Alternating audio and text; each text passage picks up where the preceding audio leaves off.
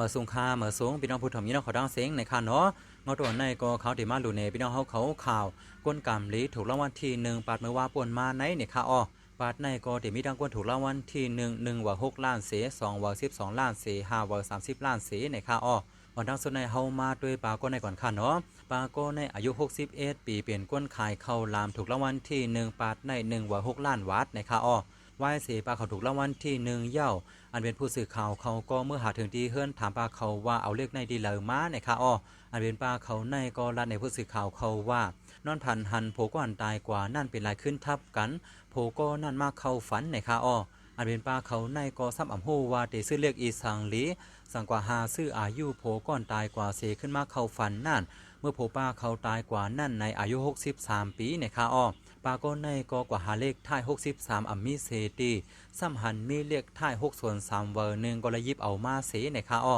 เพื่อว่าถีออกมาในเอามาเสียด้วยถูกรางวัลที่16ล้านว่าส้มเตส้มว่าอันเป็นป้าเขาในก็สัมปะยินส้มป้าโผก่อนตายกว่านั่นขึ้นมาเข้าฝันมาปั่นสู้ปั่นลาบในค่ะอ้อในก็เลยว่าเป็นป้าเขานอนผันหันโผก่อนตายกว่านั่นเสมาถูกรางวัลที่16ล้านในค่ะอ้อสำหรับพี่น้องเฮาเขานอนผันหันก่อนตายกว่านั่นในซ้ำซื้อด้วยเสียงหนังปลาเขาในค่ะเนาะอยู่สั่งถูกรางวัลที่1มันเสียงหนังปลาเขาในค่ะอ้อออกค่ากับในเฮามาด้วยเถียงโก้ในค่ะเนาะถูกรางวัลที่1 2ว่า12ล้านในค่ะอ้อมือว่าบนมาใน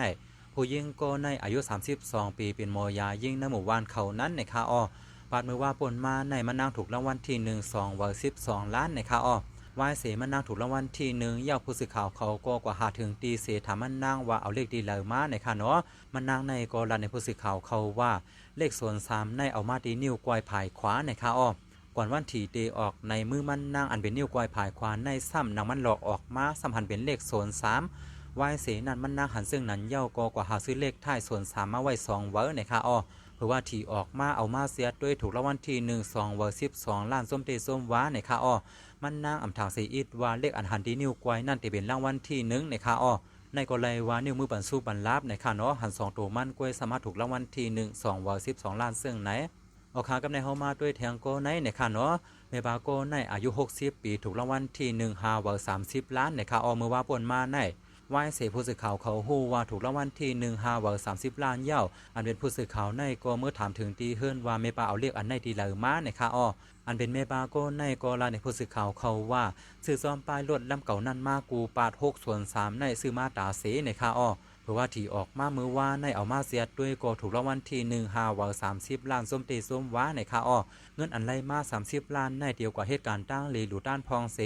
ที่ปันลูกหลานพองเสดีเก็บไว้เสื้อสายเนื้อสู่ปานกว่าในค่ะอ้อในกรณีว่าซื้อซ้อมปลายรถมากูปาดในค่ะเนาะกูปาซื้อปนมานั่นในถึงได้อำถูกก็อำย่อมซุ้มในค่ะเนาะถึงมาบาทในมาถูกรางวัลที่1 5เวอร์30ล้านกึ่งตั้งซื้อมาซ้อมอยู่ในค่ะเนาะสว่าพี่น้องเฮาเขาซื้อซ้อมปลายรถมาเสอำไปยามถูกในอย่าไปย่อมซุ้มค่ะเนาะสืบซื้อกว่าแทงค่า1 บาท 1เวอร์เพราะวัน1มาในอยู่พี่น้องเฮาเขาสั่งถูกรางวัลที่1เหมือนเสื่อหนังปลาเขาในค่ะอ้อในดังหมดอันข่าวรายดัดในมาในก็เป็นข่าวกวนกรรมลีถูกรางวัลที่1 บาทในค่ะอ้อ